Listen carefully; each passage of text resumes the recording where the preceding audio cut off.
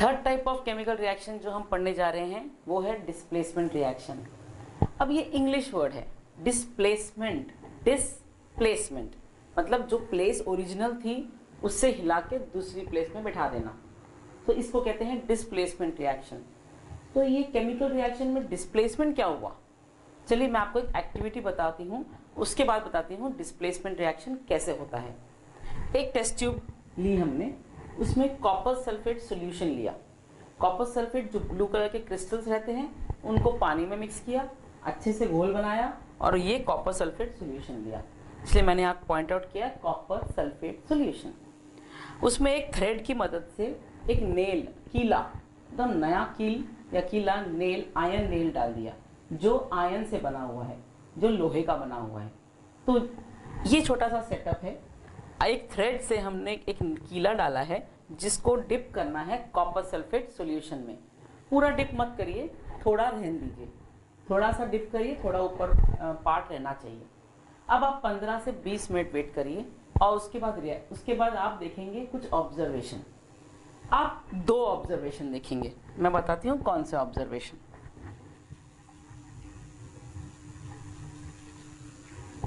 Now ये जो solution था कॉपर सल्फेट का, ये ब्लू कलर का था, बहुत बढ़िया सुंदर एक्वामेरीन ब्लू कलर रहता है।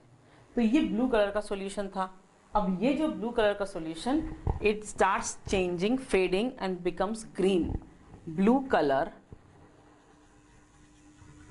Of copper sulphate solution fades and turns green। ये आप पहला ऑब्जर्वेशन देखेंगे 15 से 20 मिनट के बाद। दूसरा ऑब्जर्वेशन आप देखेंगे कि ये जो कील है, जो हमने कीला डाला है इसके अंदर, जो आयन नेल लिया था, उसके ऊपर आपको कुछ ब्राउन कलर का डिपॉजिट दिखने वाला है। ऐसे ब्राउन कलर का कुछ छोटे छोटे पार्टिकल्स जमा हो जाते हैं, वो दिखेंगे। So that is the second observation, brown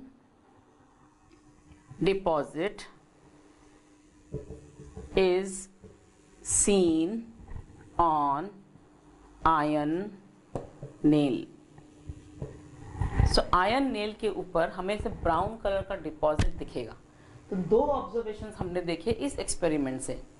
अब ये एक्सपेरिमेंट हमको कुछ बताने जा रहा है कि एक रिएक्शन हुआ है। अब आयन नेल को हम आयन Fe ऐसा लिखते हैं, plus it has reacted with copper sulphate, तो हम लिखेंगे CuSO4, राइट ना। अब ये बना क्या, अब आपको मेटल की रिएक्टिविटी सीरीज मालूम होनी चाहिए इसके लिए कि कौन सा मेटल किससे ज़्यादा रिएक्टिव है या कम रिएक्टिव है। तो ये रिएक्शन में आपको मैं बता दूं कि जो आयन है, दिस इज आयरन, आयन या लोहा जो हम बोलते हैं, आयन इज Fe, फॉर्मूला भी और सिंबल भी। Fe is more reactive than copper और copper is present in copper sulphate. तो हो क्या रहा है, because this ion is more reactive than copper, ये जो आयन है ये कॉपर की जगह ले लेता है और कॉपर बाहर आ जाता है। ठीक है, तो ये जब इसकी खुद की जगह ये थी, ये जाके दूसरी जगह में बैठ गया, तो इसको कहते हैं डिस्प्लेसमेंट रिएक्शन। प्लेस जो थी वो डिस हो गई, मतलब चेंज हो गई। So ion has taken the place of copper and copper has come out. So this is called as displacement reaction. तो ये हो जाएगा फॉर्मूला FeSO4 प्लस अभी कॉपर अलग हो गया। तो जो हमें ग्रीन कलर दिख रहा है एक्चुअली वो बनता है बिकॉज FeSO4 बन रहा है। एंड FeSO4 का नाम है फेरस सल्फेट और आयन सल्फेट भी कहते हैं। तो फेरस सल्फेट जो होता है वो ग्रीन कलर का होता है और ये जो होता है ये ब्लू कलर का होता है, और कॉपर जो होता है वो ब्राउन कलर का होता है। ओके, सो ये जो रिएक्शन दिख रहा है हमें, ये it is possible only because ion is more reactive than copper. अगर ये उल्टा होता तो क्या होता, उल्टा मतलब अगर मैं बोलती कि मैं कॉपर ले रही हूं and I am dipping in FeSO4, तो आप पूछेंगे कि फिर क्या होगा। लेकिन जब मैंने यहाँ एक स्टेटमेंट दिया कि iron is more reactive than copper, that is why it can displace copper. Iron ज़्यादा रिएक्टिव है, इसलिए कॉपर को निकाल के खुद उसकी जगह पे पहुंच गया है। लेकिन मैं अगर उल्टा करूं, कॉपर वायर लूं और फिर उसको डिप करूं आयरन सल्फेट में या फेरस सल्फेट में, I will see there is no change, that means no reaction takes place. अब नो रिएक्शन क्यों हो रहा है?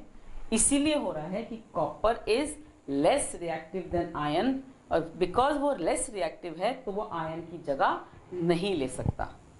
सिंपल एग्जांपल आपको बताती हूँ। दो कुश्ती वाले कुश्ती खेलने आए हैं, एक थोड़ा सा पतला दुबला सा है और एक जो मोटा है। जो बहुत स्ट्रांग दिखता है वो जनरली हरा देता है। तो वही थ्योरी हम यहाँ पर भी बोल रहे हैं कि iron is more reactive than copper, ज़्यादा रिएक्टिव है, इसलिए वो चेंज कर पा रहा है या उसको डिस्प्लेस कर पा रहा है। लेकिन copper is less reactive than iron sulphate, so ये क्या हो गया, ये लेस रिएक्टिव है तो ये आयरन की जगह यहाँ पर नहीं ले सकता है। तो ये रिएक्शन को हम बोलते हैं डिस्प्लेसमेंट रिएक्शन। अब ये डिस्प्लेसमेंट रिएक्शन हम किसी और दो मेटल के साथ भी कर सकते हैं।